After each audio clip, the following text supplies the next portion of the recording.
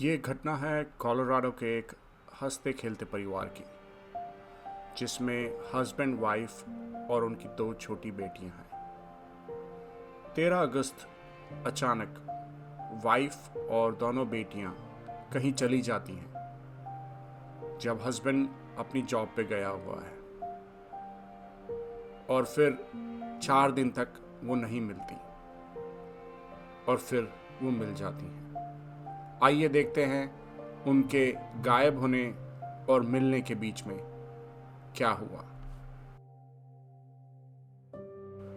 13 अगस्त सुबह 2 बजे शनैन आखिरी बार सर्विलेंस कैमरे पे यहाँ देखी गई। ये 2 बजे अपने घर एक बिजनेस ट्रिप से वापस आ रही थी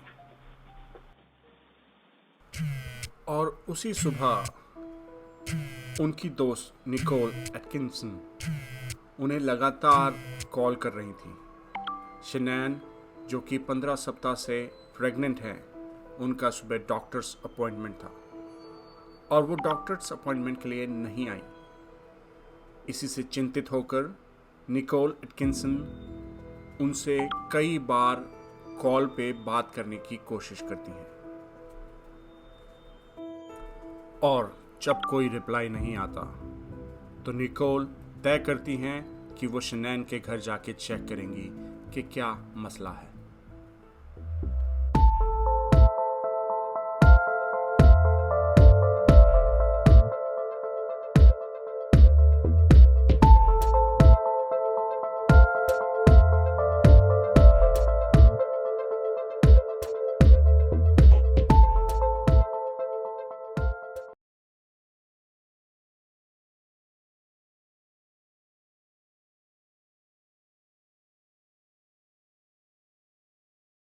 और जब निकोल एटकिंसन शनैन के घर पहुंचती हैं और शनैन घर का दरवाज़ा नहीं खोलती, निकोल एटकिंसन और परेशान हो जाती हैं और 911 पे कॉल लगा देती हैं।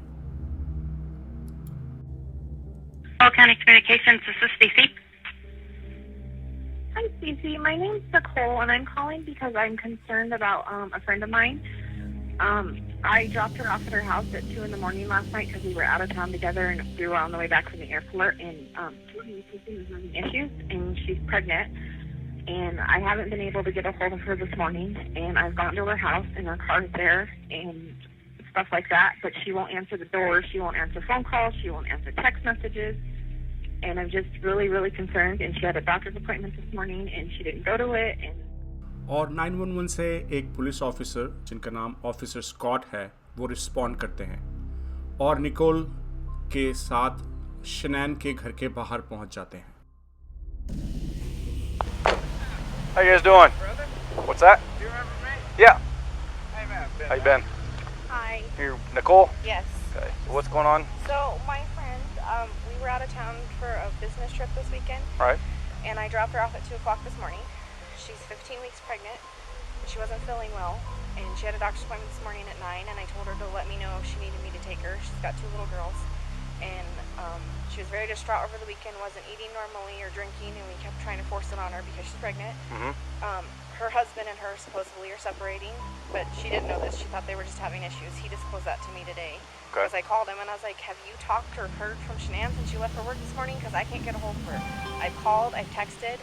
Her car's in the garage. Her shoes she wears every single day are by the front door. She only has one vehicle? No, they only have the one vehicle and his work truck. Okay.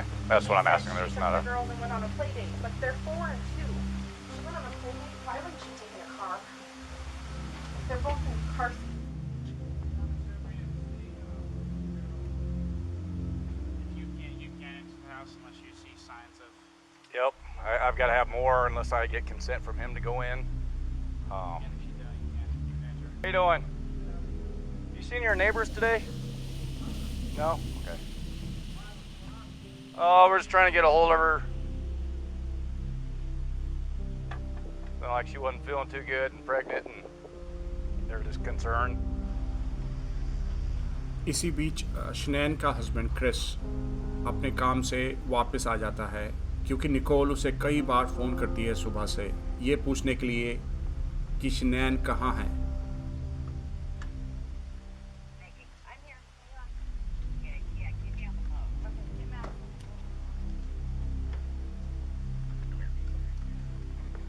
Scott, how you doing? How's it Chris? going? So this was the only vehicle she would have. Chris के वापस आने के बाद officer Scott, Nicole और Chris तीनों घर में चले जाते हैं ये जानने के लिए कि आखिर शनैन गई कहाँ। इसी बीच क्रिस को बेडरूम से एक अंगूठी मिलती है जो शनैन और क्रिस की शादी की अंगूठी है जो शनैन पहनती है। अमेरिका में शादी की अंगूठी को उतारना अपशगुन माना जाता है। शादी की अंगूठी उतरी देख There was no note Chris or का anything मुंह by भी the उतर wedding जाता ring. है और वो निकोल को बताता है कि वो शादी की अंगूठी उतार के घर में ही छोड़ के गई है। जब ऑफिसर स्कॉट को क्रिस के घर से शनैन कहाँ गई है इसके ज़्यादा सबूत नहीं मिलते, ऑफिसर स्कॉट क्रिस के पड़ोसी से मदद मांगते हैं। क्रिस के पड़ोसी के पास सीसीटीवी फुटेज है जिसमें वो 24 घंटे कोई भी एक्टिविटी उस सड़क पे होती है वो रिकॉर्ड करते हैं। ये रिकॉर्डिंग देखने के लिए ऑफिसर स्कॉट पड़ोसी के घर जाते हैं, लेकिन वो पड़ोसी इस देर का इंतज़ार करता है कि कब क्रिस उसके घर से वापस जाए, जिससे कि वो ऑफिसर स्कॉट को चुपचाप ये रिकॉर्डिंग दिखाएं और बता सकें कि एक्चुअली में उस रिकॉर्डिंग में हुआ क्या है। ये क्रिस के पड़ोसी के सीसीटीवी फुटेज की रिकॉर्डिंग है। इसमें सुबह सुबह क्रिस अपने पिकअप ट्रक से घर आता है और पिकअप ट्रक को गराज के बहुत ही नज़दीक पार्क करता है, जैसा कि उसने आज तक नहीं किया। इसी बात से पड़ोसी को शक हो जाता है कि इसने अपना पिकअप ट्रक इतना अंदर क्यों लगाया है। और क्योंकि पड़ोसी आज तो बने नहीं हैं, बहुत पुराने पड़ोसी हैं, वो ये भी जानते हैं कि क्रिस ने आज तक अपने पिकअप ट्रक में अपने गराज से कभी भी लोडिंग अनलोडिंग नहीं की है, तो आज ही वो ऐसा क्यों कर रहा है। इस बात से पड़ोसी को थोड़ा डाउट हो जाता है और यही बात पड़ोसी ऑफिसर को भी बता देता है।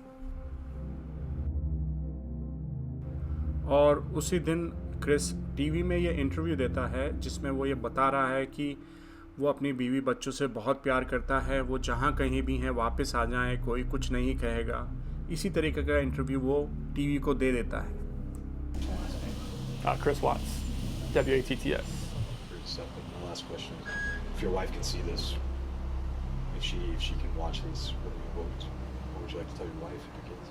Shanann, Bella, Celeste, if you're out there, just come back. Like, if somebody has her, just please bring her back. I need to see everybody. I need to see everybody again. This house is not complete without anybody here. Please bring her back. FBI और police वालों को Chris के घर से ऐसा कोई भी सबूत नहीं मिलता है जिससे ये पता चल सके कि शनैन आखिर गई कहाँ। जो उन्हें मिला है वो है एक सीसीटीवी फुटेज जो उसके पड़ोस के घर से लिया गया है, जिसमें सिर्फ और सिर्फ क्रिस अपने पिकअप ट्रक में उसके गराज से कुछ लोड कर रहा है।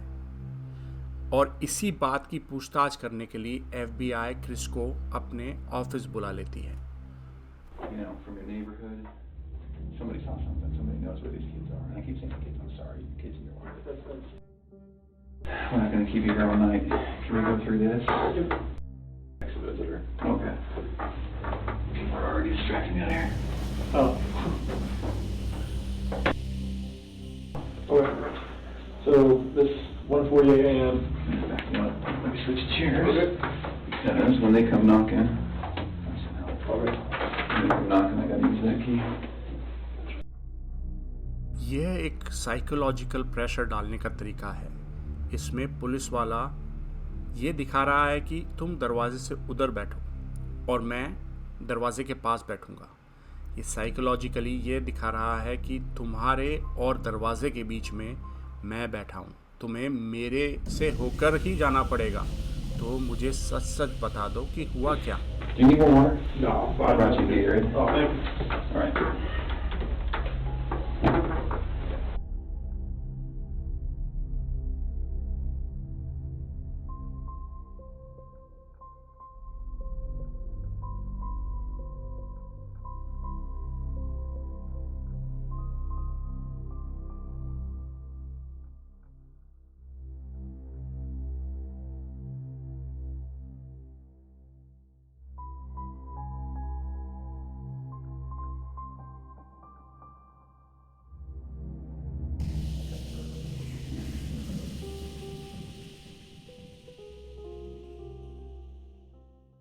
चलिए अब थोड़ा क्रिस वॉट्स और उसकी फैमिली के बारे में और उसके जानने वालों के बारे में कुछ जान लेते हैं।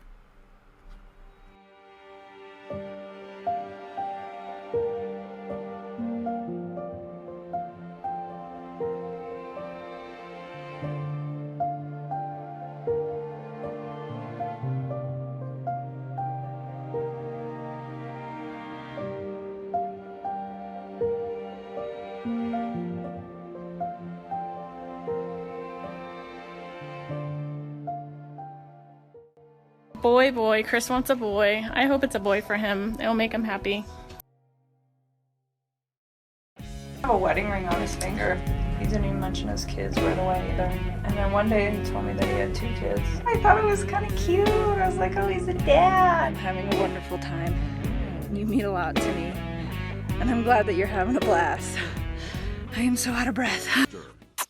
FBI क्रिस का पॉलीग्राफ टेस्ट करवाती है जिसमें क्रिस मिजरेबली फेल हो जाता है और फिर FBI वाले उस पर प्रेशर बनाते हैं कि भाई अब झूठ बोलना बंद कर दो, तुमने पॉलीग्राफ टेस्ट भी फेल कर दिया है।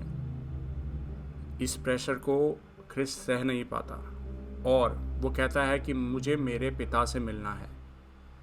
FBI वाले बोलते हैं कि हम तुम्हें अपने पिता से तभी मिलने देंगे जब तुम इस बात की गारंटी दो कि जो कुछ भी हुआ है वो तुम अपने पिता को सच सच बता दोगे। इस बात को क्रिस मान लेता है और फिर FBI वाले उसको अपने पिता से मिलने की गारंटी देते हैं। Protect her. You don't want to protect her. I don't know what else to say. What happened? Huh? She hurt him. She hurt him? Yeah. And what now? Not her. You're her. Chris Watts अपनी pregnant बीवी Shanann की लाश को ज़मीन में दफना देता है और अपनी 2 बच्चियां बेला और सेलेस्ट की लाशों को अलग अलग गरम गरम उबलते तेलों के ड्रमों में डाल देता है जिससे कि कोई सबूत ना मिल पाए। लेकिन पुलिस उन्हें खोज निकालती है और उनके DNA मैच से उनकी पहचान कर लेती है। Your Honor, there are no words to adequately describe the unimaginable tragedy that brings us before this court today. By my comments, I'm not even going to try to express the horror, the pain, or the suffering that the defendant has caused to these families, to this community. Listen, since August 13th of 2018, are why and how? Why did this have to happen? How could a seemingly normal husband and father annihilate his entire family? For what? And the evidence tells us this. The defendant coldly and deliberately ended 4 lives. Not in a fit of rage, not by way of accident, but in a calculated and sickening manner. What we do know is that shortly after that, the defendant strangled her to death with his own hands. We know that he slowly took her life the morning of August 13th. We know that our experts will tell us that it takes 2 to 4 minutes to strangle someone to death manually with their own hands. The horror that she felt as the man that she loved wrapped his hands around her throat and choked the life out of her must have been unimaginable. Even worse, what must Bella, age 4, and Celeste, age 3, must have experienced or thought as their father, the one man on this planet who was supposed to nurture and protect them, was snuffing out their lives. Chris Watts को अदालत 3 लगातार उम्र कैद की सज़ा सुनाती है अपनी प्रेग्नेंट बीवी शनैन और 2 बच्चियों बेला और सेलेस्ट के कत्ल के जुर्म में।